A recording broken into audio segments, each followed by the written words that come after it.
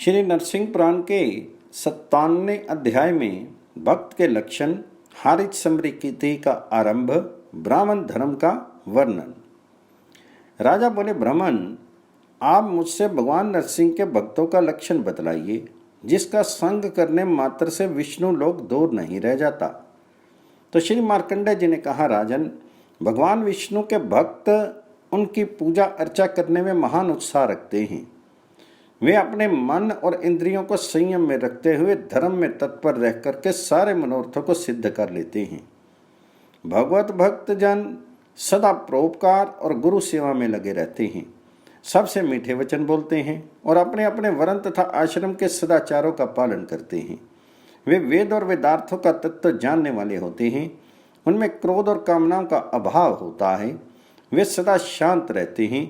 उनके मुख पर सौम्य भाव लक्षित होता है तथा वे निरंतर धर्म आचरण में लगे रहते हैं। थोड़ा किंतु हितकारी वचन बोलते हैं। समय पर अपनी शक्ति के अनुसार सदा अतिथि की सेवा करने में उनका प्रेम बना रहता है। वे दंभ, कपट, काम और क्रोध से रहित होते हैं।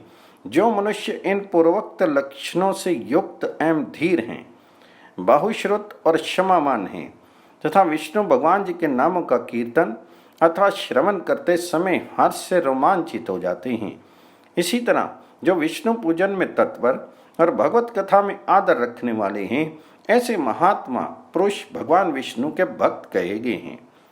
राजा बोले, विद्वान भृगुवर्य, मेरे गुरुदेव, आपने अभी कहा है कि जो अपने वर्ण और आश्रम के धर्म में लगे रहते हैं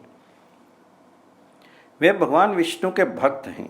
अतः आप कृपा करके वर्णों और आश्रमों के धर्म बताइए, जिसके पालन करने से सनातन भगवान नरसिंह संतुष्ट होते हैं।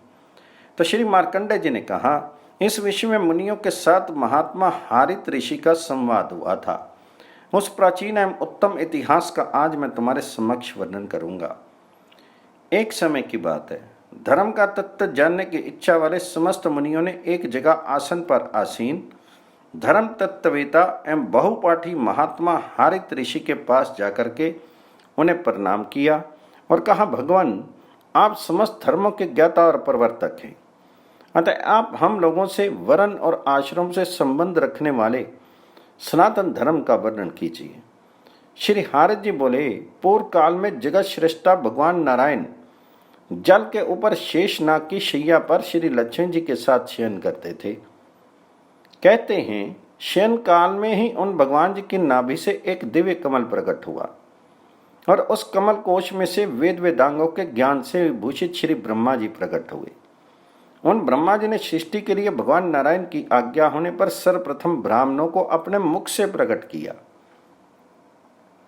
फिर क्षत्रियों को बाहुओं से और वैश्यों को जांघों से उत्पन्न किया। अंत में उन्होंने चरणों से शूद्रों की सृष्टि की। फिर कमल उद्भव ब्रह्मा जी ने क्रमशः उन्हीं ब्राह्मण आदि वर्णों के धर्म का उपदेश करने वाले शास्त्र और वर्णों को की मर्यादा का वर्णन किया।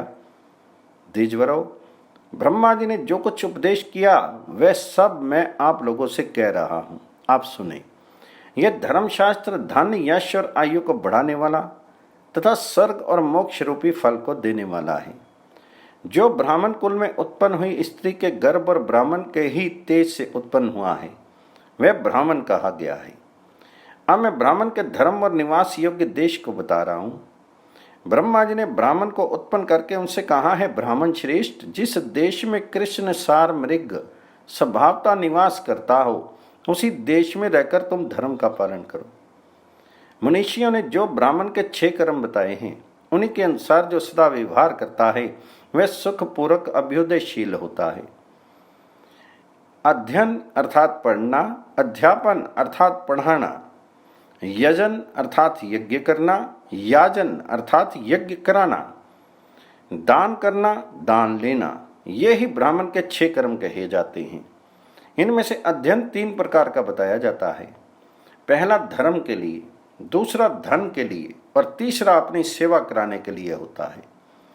ब्राह्मण को चाहिए कि योग्य शिष्यों को पढ़ावे, योग्य यजमानों का यज्ञ करावे और गृहस्थ धर्म की सिद्धि, जीव का चलाने आदि के लिए विधि पूर्वक दूसरों का दान भी ग्रहण करे। शुभ स्थान पर रह करके एकाग्रचित होकर के प्रतिदिन वेद का ही अभ्यास करे तथा यत्नपूर्वक नित्य नैमित्तिक और काम्य कर्मों का अनुष्ठान करे। श्रेष्ठ ब्राह्मण को चाहिए कि आलस्य त्याग करके उचित रूप से गुरुजनों की सेवा करे और प्रतिदिन प्रातःकाल तथा सायंकाल विधि पूर्वक अग्नि की सेवा किया करे। ग्रस्त ब्राह्मण स्नान आदि के बाद प्रतिदिन बलि वैश्य देव करे और घर पर आए हुए अतिथि का अपनी शक्ति के अनुसार भक्ति पूर्वक सम्मान करे।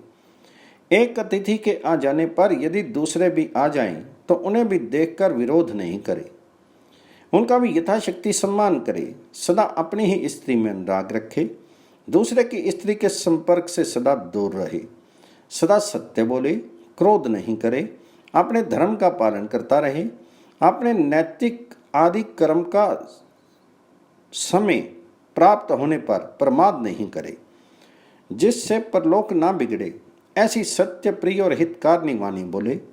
इस प्रकार मैंने ब्राह्मण धर्म का संक्षेप से वर्णन किया। जो ब्राह्मण इस प्रकार अपने धर्म का पालन करता है वह नित्य ब्रह्म धाम अर्थात सत्य लोक को प्राप्त होता है।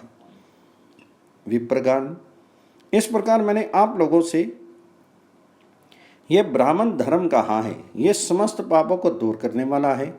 विप्रवरो, अब क्षत्रिय आदि जातियों का पृथक पृथक धर्म मैं बताता हूं, आप लोग सुने।